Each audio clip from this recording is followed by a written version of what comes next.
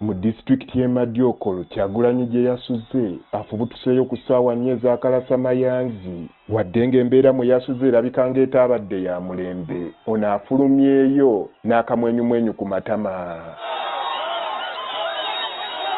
Essanyu limweyongedde okulaba nga n'eno mu byalo abantu babadde bamulindiridde dda.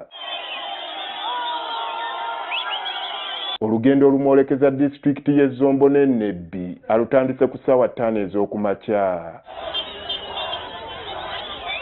Abantu b'eno oluvannyuma lw'okumusuba olunaku olw'eggulo basazeewo bamuwerekere bamufulumye disitulikiti eno.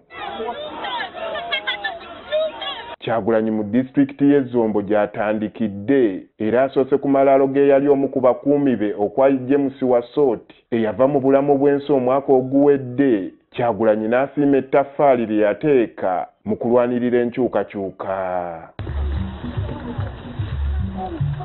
Oluvannyuma yeeyongeddeyo okutalaga disitulikiti eno era obwedda agenda awuubira ku bantu ababadde ku makubo nga bamulindiridde.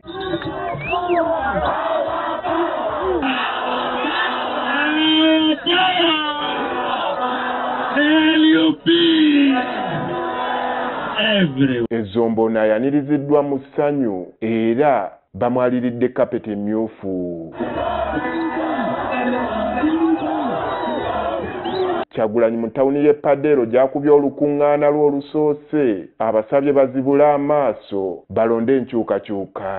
I don't need to talk about the land that has been stolen from you, about the poor education system here in Zombo, about the poor health sector here in Zombo, but I will tell you that all those things are coming to an end because it is the end of Museveni. Oneera talemye ku kukoona ku nguudo embi n'obuweereza obutatuuka ku bantu b'ekitundu kino.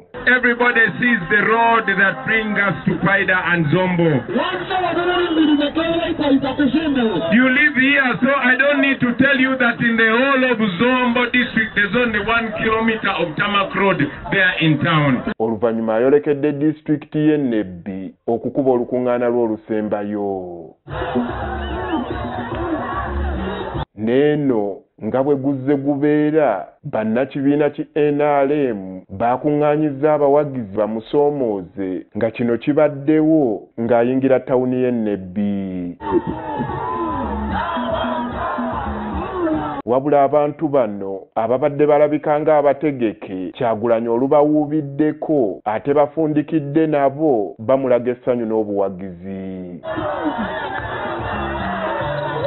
Oluvannyuma atuuse ku kyalo Olyanga mu Nebbi wakubye olukuŋŋaana lwe. Kyagulanyi ayaniriziddwa omumyuka we mu bitundu by'eno Rena Zedriga ng'ono ayambalidde munna NRM Fiona Nyamutoolo eyakozesezza olukujjukujju ne basazaamu munnakibiina kyabwe Maserebeka Abedichan ku ky'omubaka omukyalo wa disitulikiti ya Nebbi. You are in big trouble. We are giving you a notice. Either withdraw that mistaken information or definitely apologize or definitely you are going to be humiliated. Kyagulanyi mu kwogerako gye bali asoose kukolokota abali mu buyinza n'ategeeza nti oluvannyuma lw'okumala mu bukulembeze ebyeya n'ebisiibo tebasobodde kukola ku bizibu ebiruma abantu. 40 years of slavery. 40 years of bad roads and bad hospitals. 40 years of gun rule.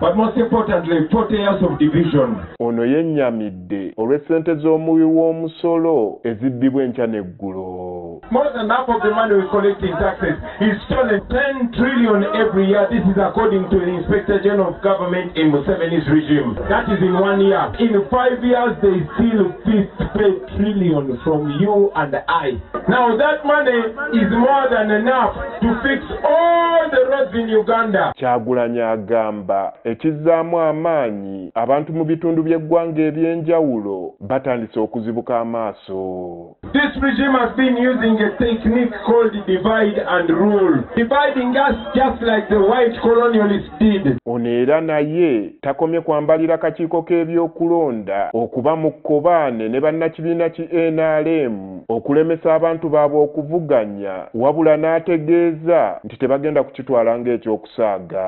The reason why Museveni is making sure that he uses the Electoral Commission to denominate my sister Bechan and many other people is because he knows people will not vote for his stooges. Matthew has already explained to you that we have taken that matter to court. Olunaku olw'enkya ono waakubeera mu disitulikiti ye Arua n'ekibuga ki Arua.